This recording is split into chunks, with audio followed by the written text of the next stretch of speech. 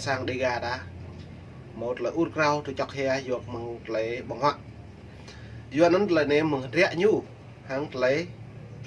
răng tôi ngã bây giờ cái răng lần trà đạp ảnh lần trà tập người tiểu cả răng tùy tua ngày lắm vót cả mệt va dòng tề đá chặt mà đã độ ní và trà tách nhau lú mệt về không tôi đã độ có tập và trà tích bữa trà này nó tao lên này mày càng có đúng đi hàng tay đoạn về mệt vả rồi cả đá thầu mươn để đá thầu răng đừng đã lâu đi ơi dạ mệt về không tuần ta một lút lung có bình doan đi rồi lại doan nó bắt nút ta này hiếm bả nút ta này dữ mà ta càng lút lung tới nhiều tầng dữ mà ta càng pet tới nhiều tầng dữ mà ta càng đèo tới nhiều tầng xịt nick ta một càng nào nằm pet cắn nhũ cọ nhiều lắm mà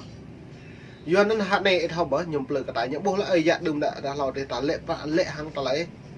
còn ngăn lệ hàng lại vô cặp rộng ngắt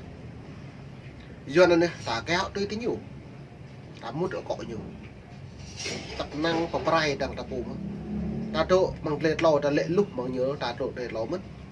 ít tháo muôn sang ta mệt và dạ đừng đã là lệ lúc cái nhiều mà có đang ra đôi ta lệ lúc mà cả bộ lệ ố rồi ta lấy bạc cắt cả bộ ta lệ ố ta lấy sang trộn mệt và giờ nó ta lấy này mày độ ta này lẽ mày tuổi lằng hà này mày bụng bự rồi bự dần cái xem tùy nhiều tôi xem cả nặng buồn sang tại những thau nặng buồn sang tạo một lấy so chỉ những bục cái này bây giờ những bục lên tầng nhiều dưa hà này là những bả nhiều nào bởi cái nước phục phát cái gì nhiều một lấy tươi ô dưa cái này nhiều một lấy tươi lại nhiều khoai những món này phun những món này nhiều lại phun ở khai như cái nào nhiều nào dần bè càng xâm lược là đối lên tầng ta lấy bắt đi bè rập rưỡi dần bè xây dựng cái đạo buồn sang tạo buồn mổ dần lên tầng hà này lúc ta như làm nách ép rẽ như màu cây quý thế nhiều dần lại cây quý trên đây là đầu kèm phố bút bạc vắt bên công sản vắt bên cái đảng cộng hòa hà này thấu nhiều phố bút bạc tăng ta nhiều mà ở hiến bạc nhiều xây dựng như bắt đi với cái bia cái đạo buồn sang ta hà này đang ngạ rồng nụ đá rồng bùi đá lú tay như ngạ đá bạc kẹp đó tôi loài khả năng ít màu lên lần lại nhưng mà ai biết hiếm bạc nhưng play lần ấy là nhiều play ít mà như ngạ đôi hà này nhiều play lần hà này có mặt nhiều play lần nhập ní hà này riêng ní lần tập người được đi đà là một sào 400 triệu 500 triệu với một sào đà đấy là mang tí mang đó là mang hết nó mang tí nó nhiều play như là lô 7 lô 8 nữa cao bữa lẽ lô 1 bình chỉ là mặt đường là 1 mét là 100 triệu 1 mét cái tình 1 mét mó lấy sẽ tí ạ duyên đến tập bộ hòa này nãy chả có mà ta rung rang hoang mang đừng phun nó khả bữa bình cho chạy nạ vẹn lại rung ta này em bà như học tóc ta bị buộc lại bạc này lại buộc màu để đầu cái nhầm plơ hả này plơ nạ tràm em plơ sang plơ của ngã bữa bình thai như một thứ plơ đó bình thả như plơ bình cỡ đây rồi này pro trúc rồi này và cái từ để vô và cái từ để sang hẻm như tháp bố cái tường lại vẫn nằm lại trúc của vẫn nằm cỡ ta lại nạ vẹn cho chạy như thế giờ nó này rồi lại có càng rắc đẹp lấy mong đơm đã là trúc của ta này có rắc về ít thâu hàng lấy doan lê trưng hàng ta lấy cái cả lấy bị hắn cả đám nước nó còn màu mạ là bọc mong lần trà tách nhau mong đài FA hàng lấy rọi ruồi cái ta lấy cái cả lấy bị hắn đám nước rim chô cái tập riêng không màu cái lấy này ta không thấu răng lấy ta không thấu mươn có bị bằng rọi dần bèo vị trị đà này ta nằm ta lấy ta lấy tiếp cái đà thu được hà ta phủ giờ cho nó mệt vả nó như lại là người đi ga là một dân tộc bản địa khoảng 1 hàng triệu dân ở vùng đất miền Trung và miền Tây Nguyên và của miền Nam và có lịch sử cách đây khoảng 2.000 năm mà anh ta về mang ta lại bị hiến lên hàng ta lấy tiếp cái nạp buồn sang ta đừng ơi dạ ta đừng đã là lâu đi do lịch sử đó lại bây giờ rồi này anh 2.000 năm này anh nhiều thứ kêu còn đúng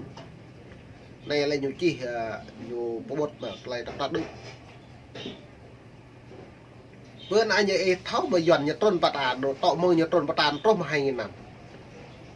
bộ mộ như thâu cái này này bây giờ như thâu mệt quá như thâu như pro neo nó đuôi cả trong 2.100 năm như cả đó là nó 200 năm như cả mò lấy xăm ta tụ bên này mò 2.000 năm này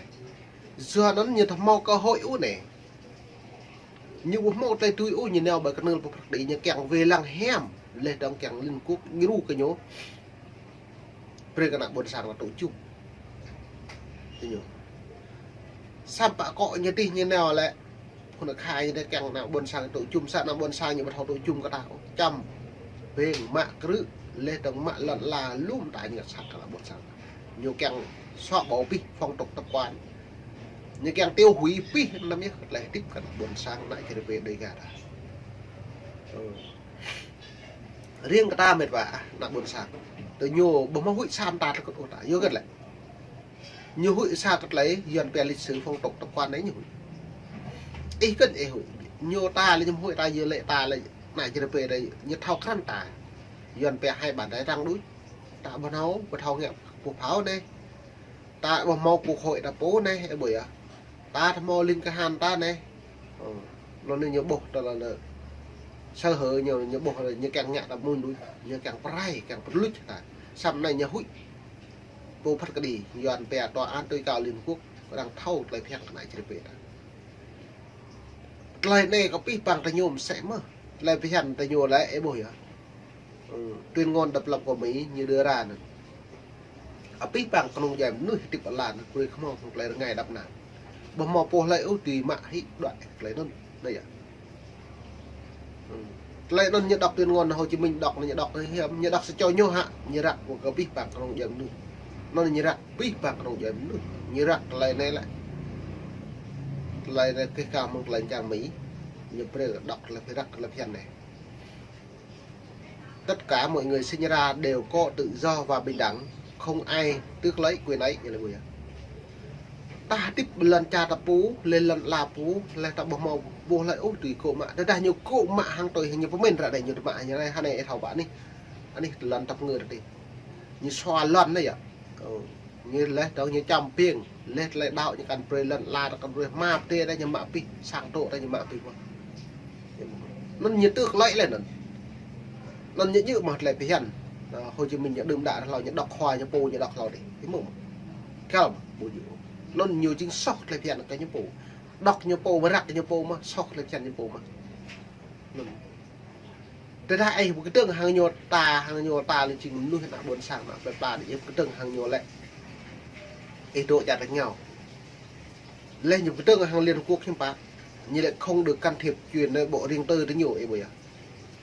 thế ta can thiệp truyền nơi bộ riêng tư tới nhiều ta đang neo sang nhiều neo Hà Nội nhiều mà tôi nhua là mong Hà Nội nhiệt trôn bà ta lại nhiều bộ đề gần như ngã sao cả ta lại nhiều hẹp lại bờ túi nuôi can thiệp truyền nơi bộ riêng tư tới nhiều tí truyền nội bộ dưới truyền riêng tư tới nhiều chừng nuôi xăm lăng nuôi xăm lược lần chẳng nuôi lần tập người đã đi giờ nó mày chỗ đi hiện tại này mới càng bắt đúng đi hàng lại sắp cực lợi rồi về với cái nạn buồn sang ta mươn nào về bà đã buộc gọt lại đi gặp nịt mông gặp phải lệ với cái nạn buồn sang ta phong miền nó như lệ này mới càng rắc lệ đóng hàng lấy doanh lên là chân không lại như này vào thời điểm đó như lệ người thượng đã sinh sống và kiểm soát hầu hết những ở Tây Nguyên tất cả mọi người dân của họ năm 1994 mà mình trình từ nó ta quan sát pi bằng mà mình trình từ đây là ta cao bom mồm nuôi đâu nó ta dầm sắt tòng mạ của tí tòng quạt của lại chuột chinh chế đẹp là bút lực nó bút lại này nhu trôn mông nó như trôn trình từ như cả trình từ lại nhiều trôn như cao mạ trong sổ đó nhiều trôn nó có nhiều xây dựng sang nội như bộ đôi như mạ cái giàu đá này nó mạ trầm bình me bên nó đích như mạ để sĩ bình trầm bên đấy như mạ bạn này lần như cao bộ có trong quạt trôi ra đây như trong quạt pi trong sổ là buồn sáng thì bây giờ lấy trông như lẽ khi các nhóm người Việt và người Chăm từ lần chiếm lãnh thổ của họ người Dega đã bị đây từ vùng cao đến vùng thấp. Nhưng hiện tại đất nước của họ có 5 tỉnh Tây Nguyên, tất cả những người cộng sản đã chiếm đoạt một miếng đất không còn. Nên tại này pi bằng hà này cộng sản là nhà chiếm đoạt pi. Hà này ấy thảo mà nạ buồn sang này trên về đã đơm đã là lọi tổ bị chế lan. Hà này chế lan ấy bộ một tổ ta pi giòn như tổ. Nhà đây nó lùi ấy pi vào vùng núi, vùng sâu, vùng xa thì nhà đây này tổ tía. Mông lúc như tổ ấy như là sang ấy như bộ mẫu như là càng play nhiều thuê sang ấy đấy càng